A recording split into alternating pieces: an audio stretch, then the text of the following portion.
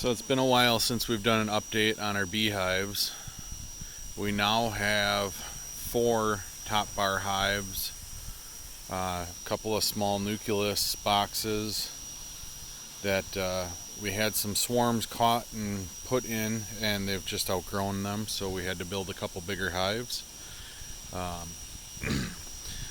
This is a hive here that I just relocated from this particular nucleus box to here, and I actually had to combine 2 of our colonies that just were not thriving very well. One, I think, lost the queen. They had a lot of comb, but it was all honey. They had no real eggs or anything that would sustain the colony, so we combined it with another hive that had a laying queen but really had nothing built up for reserves due to when it was caught. Then we have the original purchased package that we have, which is a little hard to see, but there are a good number of bees flying in and out of. One of the colonies that we relocated to the previous hive mentioned actually was residing in the second half of this. So we did relocate, and now this colony has the whole hive to themselves. Then likewise, our second purchased colony, again, they've had the whole hive to themselves the whole time. They're building like mad.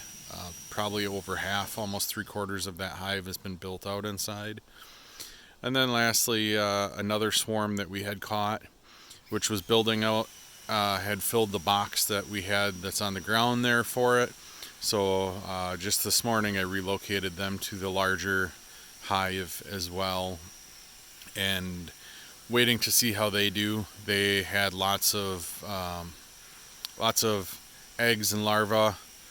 So are reproducing very well, just not due to when we got them. They did not have a lot of honey stored up or anything. We'll have to keep an eye on it in the next few weeks. If they don't start storing more honey for winter, we'll definitely have to return to feeding them. So all in all, we're down from at one point having 5 colonies to having just 4 now.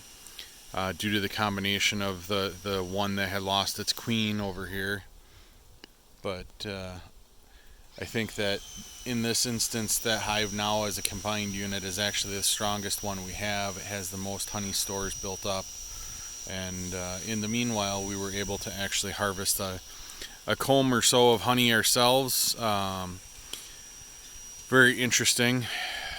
Because it had broken off on the inside of one of these original hives and was laying on the floor, and the bees had reattached it to the floor.